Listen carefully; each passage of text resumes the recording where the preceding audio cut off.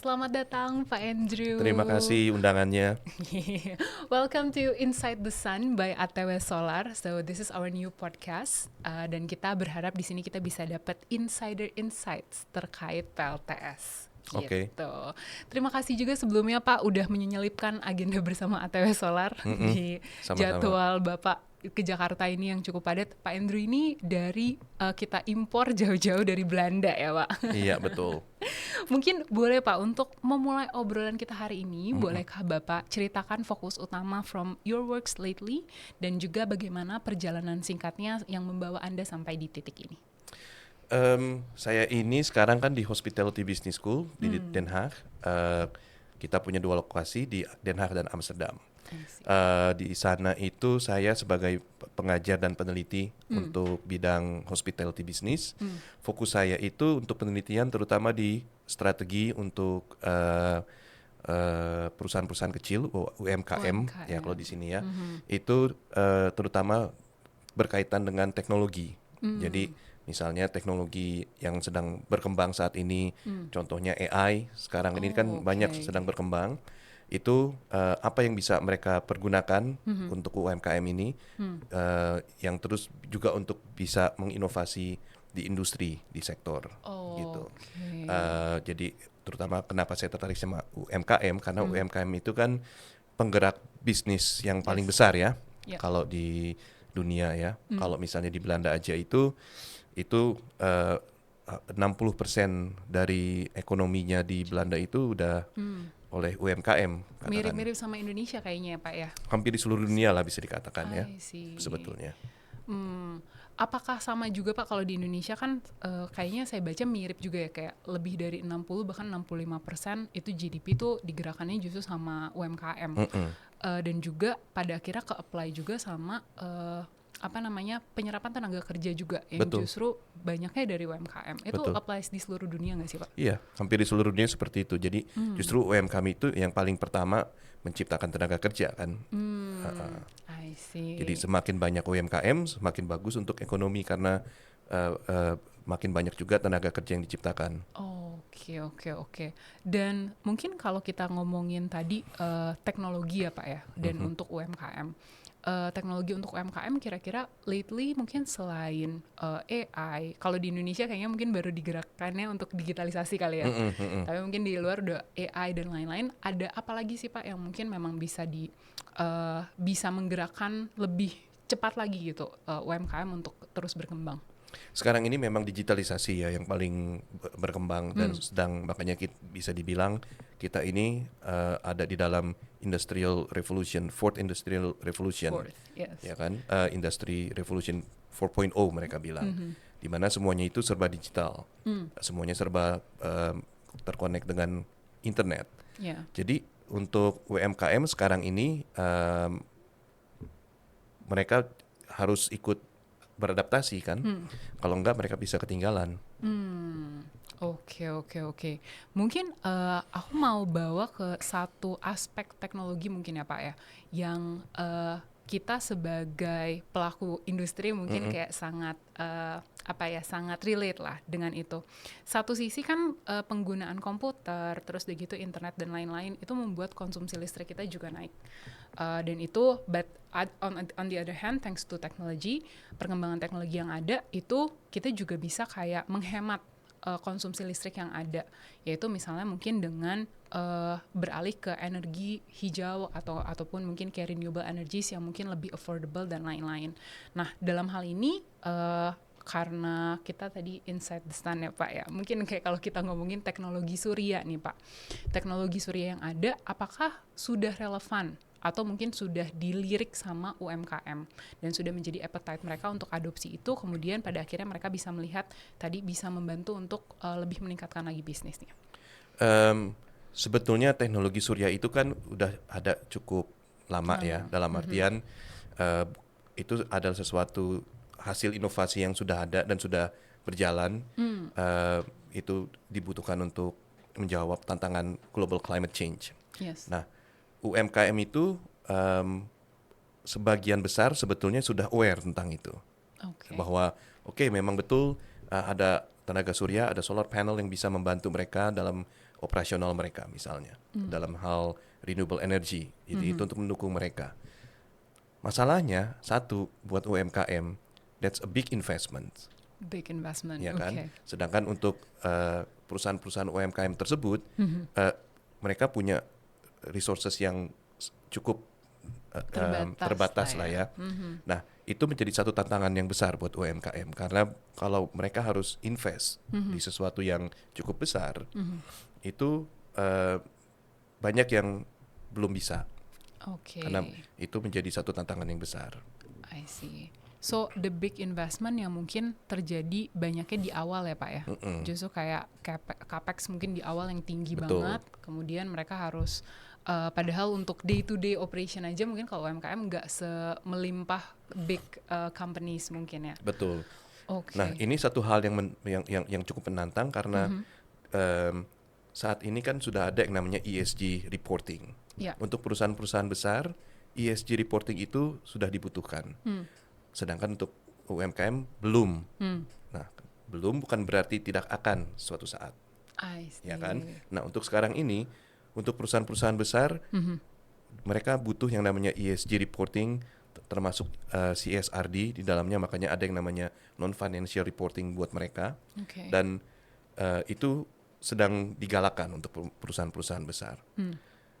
Tapi perusahaan besar itu kan punya resources yang juga cukup untuk membuat satu tim tersendiri, fokus untuk ESG, untuk menjalankan ESG, supaya bisa comply dengan ESG requirement-nya. Okay. Tapi buat UMKM itu beda. Nah, itu yang sekarang ini sedang saya coba untuk melihat, sedang saya explore, apa sih tantangan real mereka itu seperti apa, dan dari tantangan itu bisa nggak kita lihat the other side of the coin, apa opportunity-nya buat mereka. I see. So kalau misalnya tadi coba aku rangkum dulu Pak. So terkait sebenarnya tantangan yang paling terlihat mungkin terkait investment di awal tadi. Resources. Dan juga udah terkait resource financial resource-nya, juga juga mungkin resource terkait orang-orang yang Human akan resource-nya. mengerjakannya, Yep. gitu kan. Nah, tapi tadi balik lagi kalau misalnya kita mau ngomongin the other side of the coin, yaitu the opportunity. Kira-kira apa sih yang bisa dilihat sama teman-teman UMKM untuk kayak beneran bahwa kalau kita ngomongin sustainability in general dulu ya Pak ya, itu bisa menjadi peluang untuk mereka gitu. Yang udah pasti, karena kebetulan saya juga dalam riset saya itu, saya berbicara dengan beberapa UMKM yang sudah sudah mengimplementasikan renewable energy gitu. Nah, mereka bilang memang terbukti bahwa itu sebetulnya cost saving buat mereka. Saving, okay. Karena apa? Dengan adanya renewable energy ini, otomatis kan biaya listrik mereka akan menurun. Oh, I see. Sebetulnya. Jadi di sisi yang lain itu sebetulnya satu opportunity yang cukup menarik buat mereka. Kalau boleh tahu mungkin boleh diceritakan Kak Pak, salah satu yang Bapak tadi research itu si UMKM ini bergerak di bidang apa? Mungkin kayak sedikit case-nya seperti apa sih Pak? Kebetulan ini ada satu independent hotel. I see. Jadi hotel independen yang nggak berhubungan dengan chain. Nah, jadi satu properti tersendiri, dan hotel ini sudah install solar panel. Oh. Nah, dari hasil solar panel ini, mereka mengatakan sebetulnya biaya listrik mereka itu sudah turun sampai dengan 40%. 40%. Sudah menurun 40%. Jadi yang berarti secara total operational cost saving mereka pun itu udah turun di atas 20% per tahunnya. Wow. Yang berarti kan itu meningkatkan profitability mereka, dan sebagainya. Di samping itu juga ya kebetulan ini di Eropa memang di sana listrik udah cukup stabil ya. Yeah. Jadi untuk hal itu nggak ada masalah lagi memang. Tapi saya bisa bayangkan kalau di Indonesia itu kan listrik kadang-kadang stabil itu lah ya. Belum stabil itu. Jadi kalau berpikir di konteksnya di Indonesia, listrik belum stabil berarti malah dengan adanya renewable energy ini, dengan solar panel ini, berarti kan mereka bukan hanya bisa save cost saving, mereka juga bisa punya lebih supply listrik yang lebih terjamin So, sebetulnya. kita ngomongin terkait affordability dan juga security terkait si supply listriknya ya Pak Yes. ya? I see. Itu kan kalau misalnya dia berarti kalau boleh tahu apakah on grid atau mungkin yang pakai baterai Pak? Si yang di tadi sampai 40% dan bisa 20% of operational Pakai cost baterai. saving. Pakai baterai. Pakai baterai. Oke. Mungkin penjelasan sedikit kali ya. Kalau misalnya kita ngomongin on grid, PLTS yang on grid atau panel surya yang on grid itu adalah sesuatu sistem panel surya yang nyambung sama PLN atau National Electricity Grid-nya gitu. Dan kemudian kalau misalnya untuk yang pakai baterai biasanya nyambungnya 2 atau mungkin hanya baterainya aja kali ya Pak ya. 2. Jadi dia juga nyambung ke on grid tetap. Oke, grid plus juga jaringan nasionalnya, jaringan listriknya dan juga ke baterainya gitu. Nah, baterai kan sekarang mahal ya Pak, isunya ya Pak ya. Dan gimana sih kalau misalnya di case yang Bapak temui gitu ya, pada akhirnya bisa baterai itu dijustifikasi lah secara harga dan cost ataupun investment di awal tadi sistem dengan baterai ini. Maksudnya dijustifikasi dalam artian kayak apakah benar-benar bisa balik modalnya tuh cepat gitu? Oh ya, ini mungkin satu yang agak berbeda antara di sana dengan di sini. Karena untuk perusahaan-perusahaan yang bukan hanya perusahaan ya, untuk perusahaan dan juga termasuk individual private sector yang mau install solar panel itu masih mendapatkan subsidi dari pemerintah. Memang subsidi ini sedang pelan-pelan sedang dihilangkan. Tapi mereka dapat subsidi dan justifikasi bahwa untuk dapat balik dari return on investment-nya itu kan dengan adanya cost saving per tahun itu berarti kan profitability-nya meningkat. Nah dari situ kan untuk return on investment-nya juga cukup terbantu. I see. Oke. Karena tadi sebenarnya mungkin ada satu enabler lagi yang belum ada di sini, yaitu tadi subsidi dari pemerintah mungkin ya Pak ya. Jadi menarik sih Pak bahas tentang how the government sebenarnya bisa juga nge-boost up kalau misalnya kita ngomongin sustainability terutama di konteks UMKM. Dari pengalaman Bapak seberapa hal itu sebenarnya benar-benar berpengaruh gitu ke adopsi yang lebih cepat untuk renewable energy ataupun topik-topik sustainability lainnya? Untuk ya itu tadi kalau misalnya memang ada bantuan dari pemerintah dan peranan pemerintah itu kan 2, bukan cuma untuk memberikan subsidi tapi juga memberikan regulasi. Yes. Ya kan? Nah, kalau di sana itu kan karena perusahaan-perusahaan kecil pun itu juga punya dampak regulasinya dalam hal ESG. Antara lain misalnya berapa banyak waste yang bisa yang boleh mereka punya. Berapa banyak energy consumption yang boleh mereka punya. Itu kan ada aturannya juga. Nah, jadi bisa dikatakan itu pedang dengan 2 sisi ya lah ya. Yes. Jadi dalam satu hal itu regulasi, dalam satu hal lagi itu subsidi. Jadi pemerintah juga bilang, oh kalau gitu saya ngerti kamu belum bisa untuk mencapai target. Ya udah saya kasih subsidi. Saya kasih subsidinya. I see. Semacam ada carrot and stick-nya lah ya Pak. Ya, seperti itu. Ya, tapi mungkin itu di konteks di sana ya. Itu mungkin untuk di Indonesia saya nggak tahu. Itu kan udah ranahnya pemerintah.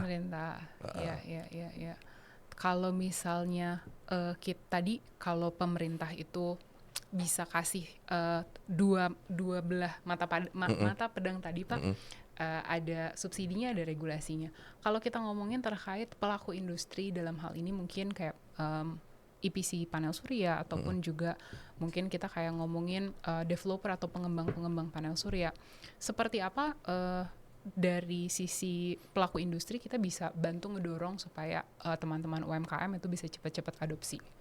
Salah satu tantangan untuk UMKM adopsi solar panel itu kan investasi di awal. Yes. Itu yang dibandingkan dengan perusahaan-perusahaan besar, itu kan resources yang cukup berat buat perusahaan buat UMKM. Yep. Nah, tapi kan sekarang ini juga sudah ada solusi yang lain. Dalam artian itu udah ada solusi untuk misalnya tidak perlu capex, tapi bisa dengan skema financing dari pihak ketiga misalnya. Yes. Okay. Nah itu yang juga untuk beberapa UMKM bisa cukup menarik karena ada beberapa skema kerjasama dengan pihak penyedia untuk katakanlah Seperti pengembang untuk panel pengembangan surya. untuk pemberian funding di awal untuk apply atau untuk install solar panel. Itu udah ada skema funding yang lain. Nah itu yang mungkin bisa menarik untuk dilirik sama UMKM karena mereka dengan skema tersebut mereka nggak perlu investasi di awal, tapi sudah bisa menggunakan dan menikmati keuntungan dari solar panel tadi. Oke, jadi savingnya dapat tapi nggak perlu investment di awal gitu. Betul. Ya.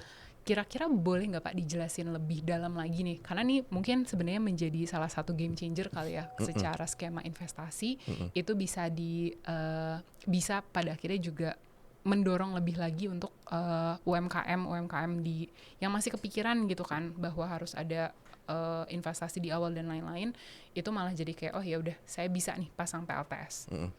Jadi skemanya itu katakan ada perusahaan yang menyediakan dana untuk investasi tersebut. Jadi dengan kontrak, misalnya kontrak leasing katakanlah seperti itu. Jadi si perusahaan itu menyediakan solar panelnya, istilahnya mungkin sebagai lease, dan UMKM hanya cukup untuk membayar iuran. Like monthly gitu ya Pak ya, seperti bayar misalnya listrik juga ya sebenarnya. Atau itu skemanya ada beberapa opsi ya yang saya pernah dengar itu ya. Jadi ada yang skemanya misalnya monthly seperti itu, ada juga yang misalnya mungkin profit cost sharing dan profit sharing misalnya seperti itu. Yang mana kira-kira yang sebenarnya lebih untuk mungkin pendengar yang juga sekarang lagi nonton ini gitu ya, yang mana yang sebenarnya mungkin lebih bisa beneficial secara bisnis Pak, kalau dalam konteks UMKM? Dua-duanya sama dalam artian tergantung kebutuhan yang mana yang lebih cocok aja, karena setiap UMKM itu kan ininya beda ya, bisnisnya beda dan kebutuhannya juga beda. Jadi kalau menurut saya itu kan sesuatu yang bisa disesuaikan dengan kebutuhan dari pihak UMKM tersebut. Oke, I see. Dan kalau tadi kita ngomongin secara investasi nih Pak, kita bisa ngakalin let's say pakai skema leasing ataupun tadi dengan pengembang panel surya gitu ya. Kalau kita ngomongin secara teknologinya Pak, kira-kira ada nggak in the next 3 to 5 years, apakah ada teknologi yang mungkin menjadi game changer untuk teknologi panel surya pada akhirnya bisa menjadi lebih relevan untuk segmen UMKM? Untuk kedepannya ya, mungkin, tapi saya belum tahu kan saya juga bukan peramal untuk teknologi ke depan. Tapi mungkin ya karena dengan adanya AI sekarang ini mungkin aja nanti suatu saat AI juga bisa digunakan untuk solar panel, sistem solar panel, di mana mereka bisa mengambil data dari penggunaan listrik misalnya dan otomatis membuat estimasi yang mana bisa juga dengan otomatis menyediakan berapa kebutuhan listrik tersebut. Mungkin ya. Semacam baca patternnya gitu ya Pak ya. Terus udah gitu menyediakan pada akhirnya suplai listrik yang sesuai. Betul. Supaya nggak ada yang terbuang. Menarik. Mungkin ya. Kan AI makin pintar katanya. Makin pintar, iya. Dan eksponensial banget ya, makin pintar. I see. Yang berarti kan itu sangat bergantung sekali sama data. Jadi mungkin suatu saat nanti mungkin aja ada sensor-sensor yang bisa dipasang di bangunan misalnya, atau di kantor, di gedung, dan nanti dari sensor tersebut mengumpulkan data, menggunakan AI untuk dihitung dari data tersebut, terus dikirim lagi ke solar panelnya. Mungkin kan dari situ bisa mereka solar panel itu bisa lebih efisien mungkin. I see, ya. So tadi secara investasi udah bisa pakai leasing sekarang. Kemudian juga secara teknologi makin murah juga kan ya Pak ya, sebenarnya solar panel dan juga baterainya semakin murah. Terus udah gitu kemungkinan nanti in the near future kita bisa menyaksikan secara sistem panel surya bisa makin efisien dan makin efektif, dan pada akhirnya bisa kasih kita productivity yang lebih lagi. I see. Thank you so much for the insight Pak. Mungkin pertanyaan terakhir dari saya. Untuk UMKM, is now the right time untuk install panel surya? Sebetulnya kalau buat saya malah sudah terlambat sekarang ini. Sudah terlambat. Sudah terlambat. Okay. Ya, karena ini kebutuhannya itu sudah dari kapan-kapan kan. Renewable energy itu sesuatu yang it's never too late to start gitu. Jadi dalam artian makanya kalau sekarang justru malah sebetulnya sudah terlambat. Karena apa? Loh, mungkin mereka yang sudah install itu mereka sudah punya competitive advantage buat perusahaan-perusahaan tersebut. Ya kan, ini sesuatu yang sudah mereka terapkan dan mereka sudah menikmati keuntungannya. Jadi yang belum justru mungkin udah terlambat. Oke, tapi nggak apa-apa lah ya, bisa start Masih kapan bisa, aja. never too late to start. Yes, I see. Oke. Terima kasih banyak Pak Andrew untuk Sama-sama. semua insight dan obrolannya, dan kita akan ketemu lagi di episode selanjutnya dari Inside the Sun.